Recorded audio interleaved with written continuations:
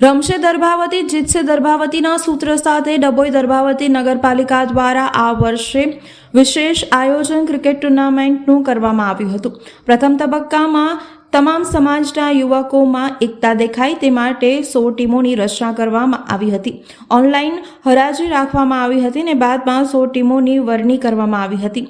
3 દિવસીય cricket tournament college મેદાન ખાતે યોજાયેલી મેચમાં 14 ટીમોએ સુંદર પ્રદર્શન કર્યું હતું। પાલિકા પ્રમુખ બિરેન શાહ દ્વારા ધારાસભ્ય શૈલેષભાઈ મહેતાના માર્ગદર્શન હેઠળ સમગ્ર આયોજન કરવામાં આવ્યું હતું। 3 દિવસ ક્રિકેટ ટુર્નામેન્ટ લાઈવ દર્શકો નિહાળી શકે તે માટે આયોજન પણ કરવામાં આવ્યું હતું। સમગ્ર ટુર્નામેન્ટને સફળ બનાવ્યું હતું। ફાઇનલ સુધી પહોંચી દર્ભાવતી લાયન્સ અને સિવ 11 વચ્ચે રમાઈ, જેમાં દર્ભાવતી લાયન્સની ટીમનો 1 બોલમાં 7 રન બનાવી વિજય થયો હતો।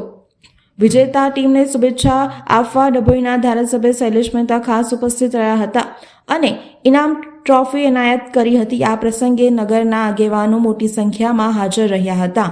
ડભોઈ દર્ભાવતી નગરપાલિકા દ્વારા દર વર્ષની માફક આ વર્ષે પણ નગરના યુવાનો માટે ક્રિકેટ ટુર્નામેન્ટનું આયોજન કરવામાં આવ્યું હતું। 16 જેટલી ટીમો આમાં ભાગ લીધો હતો। જે રીતે આઈપીએલની ટુર્નામેન્ટમાં ખેલાડીઓની બોલબાલા હોય છે, જે રીતે ખરીદવામાં આવે છે, એ જ પેટર્નથી આ વખતે ખેલાડીઓનું ઓક્શન કરવામાં આવ્યું અને 16 જેટલી ટીમોએ આમાં ભાગ લીધો।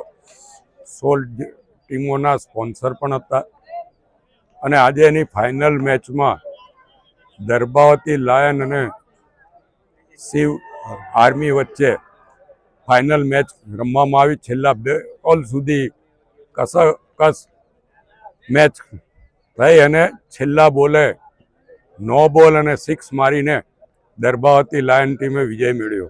એટલે એક સુંદર ટુર્નામેન્ટ આ મેદાન પર થઈ। આ સમગ્ર ટુર્નામેન્ટનું આયોજન ડભોઈ નગરપાલિકાના પ્રમુખ અને એમની ટીમ દ્વારા કરવામાં આવ્યું અને આ કોલેજનું ગ્રાઉન્ડ મારા મિત્રને આ સંસ્થાના પ્રમુખ શશિકાંતભાઈ તરફથી આપવામાં આવ્યો। સાથે જ આ ટુર્નામેન્ટ કરવાનો આશય દરેક ટીમોમાં દરેક કોમના યુવાનો હોય, ભાગ લે અને દર્ભાવતીમાં એક નવું વાતાવરણ ઊભું થાય, નવો ભાઈચારો ઊભો થાય, એકબીજાની પ્રત્યે લાગણીના સંબંધો ઊભા થાય અને જે ડભોઈમાંથી દર્ભાવતીમાં પરિવર્તન થઈ રહ્યું છે એમાં યુવાનો એકબીજા સાથે મળીને નગરના વિકાસમાં પણ સહયોગ આપે, એના માટેનો આ પ્રયત્ન ખૂબ સફળ રહ્યો છે। તમામ યુવાનોએ કોઈ પણ જાતના વાદ વિવાદ વગર આ ટુર્નામેન્ટ સંપન્ન કરી છે અને બધા જ સ્પોર્ટ્સમેન સ્પિરિટથી આ ટુર્નામેન્ટ રમ્યા છે। હું તમામને અભિનંદન આપું છું। ખાસ કરીને વિજેતા ટીમને વિશેષ અભિનંદન। રનર્સઅપ ટીમ એ છેલ્લા બોલ માટે ચેમ્પિયન થતા રહી ગયા છે, એમણે કંઈક શીખીને આવતા વર્ષે ફરીવાર પ્રયત્ન કરવો જોઈએ। પણ 16 ટીમને ખૂબ ખૂબ અભિનંદન અને ભવિષ્યમાં પણ આવી જ ટુર્નામેન્ટ અહીંયા આગળ થતી રહેશે।